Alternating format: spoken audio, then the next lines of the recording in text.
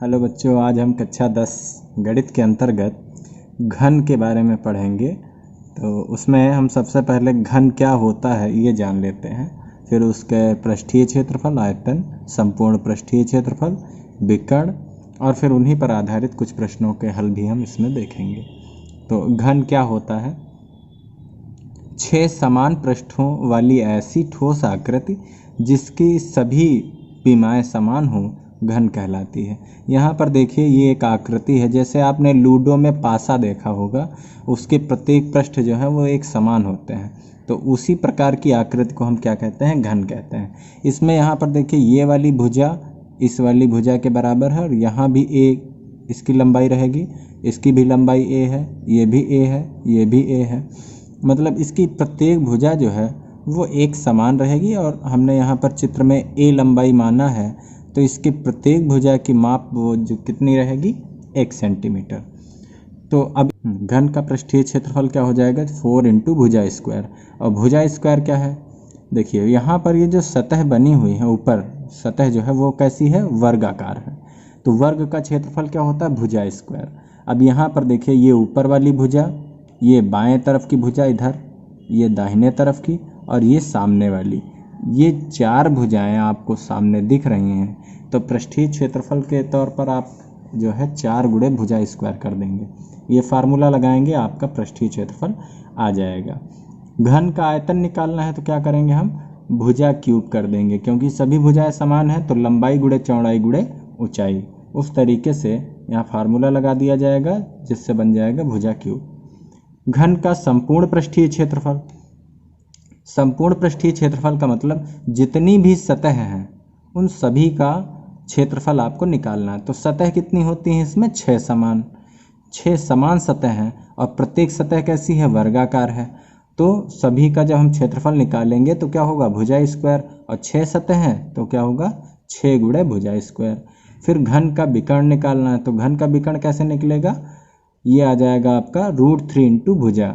इस फार्मूले का उपयोग करके हम घन का विकर्ण निकाल सकते हैं। अब हमने इसी पर आधारित कुछ प्रश्न लिए हैं, जिसमें से हम एक एक प्रश्न का हल करेंगे और शेष दोनों सवाल आप स्वयं लगाएंगे इसी के आधार पर। तो देखिए, पहले वाले सवाल में हमने लिया है कि निम्न भुजा वाले घन का पृष्ठीय क्षेत्रफल ज्ञात कीजिए।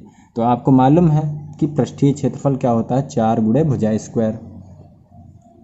अब यहाँ पर हमने पहले सवाल में भुजा कितनी ली है? 6 सेंटीमीटर। तो हम यहाँ पर लिख लेंगे कि भुजा ए बराबर 6 सेंटीमीटर। अब घन का पृष्ठीय क्षेत्रफल होता है 4 गुणे भुजा स्क्वायर। घन का पृष्ठीय क्षेत्रफल बराबर 4 गुणे भुजा की घात 2। अब भुजा की घात 2 का मतलब है कि 2 बार भुजा को गुणा किया गया है। अब हम इसी में मान रख देंगे, तो 4 गुणे भुजा की जगह क्या आ जाएगा? 6 आ जाएगा। तो 6 का स्क्वायर। अब यहाँ पर हम इसको ऐसे लिख सकते हैं, 4 गुणे 6 का स्क्वायर यानी 2 बार 6। तो यहाँ पर 6 छक 36 और 36 का 4 से गुणा करेंगे तो यह आ जाएगा 36 चौके 144। और यहाँ भुजा स्क्वायर है इसलिए आंसर किस में आएगा? और ये सेंटीमीटर में है तो ये आ जाएगा आपका सेंटीमीटर की घात 2। अब इसके बाद हम अगले प्रश्न पर चलेंगे। अगले प्रश्न में देखिए, अब इसके आगे के दोनों सवाल आप स्वयं हल करिए, इसी के आधार पर यही फार्मूला लगाइए, फार्मूले में आपको मान रख देना भुजा का, आपका आंसर आ जाएगा। अब देखिए, अगले सवाल में निम्न भुजा वाले घनों का आयतन और संपूर्ण पृष्ठीय क्षेत्रफल आपको ज्ञात करना है। 3 सवाल लिए गए हैं, जिसमें पहला सवाल 3 सेंटीमीटर भुजा, दूसरे में 4 सेंटीमीटर भुजा और तीसरे में 7 सेंटीमीटर भुजा। तो हम पहले वाले को ही हल करते हैं, या कहिए तो हम तीसरे वाले को हल कर देते हैं।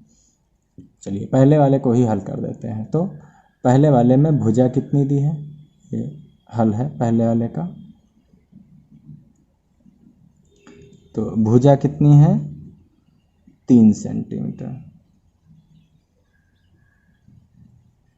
अब हमको क्या निकालना है, आयतन।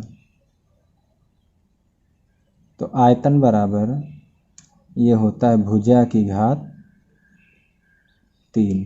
मान रख देंगे तो 3 की घात 3, इसको हल करेंगे तो ये हो जाएगा 3 गुणे 3 गुणे 3, 3 त्रिक 9 त्रिक 27 सेंटीमीटर की घात 3। अब हमको निकालना है संपूर्ण पृष्ठीय क्षेत्रफल, और संपूर्ण पृष्ठीय क्षेत्रफल का फार्मूला देखिए क्या बनता है, 6 गुणे भुजा स्क्वायर। तो यहाँ पर अब हम निकालेंगे संपूर्ण पृष्ठीय क्षेत्रफल। तो घन का संपूर्ण पृष्ठीय क्षेत्रफल बराबर 6 गुणे भुजा की घात 2।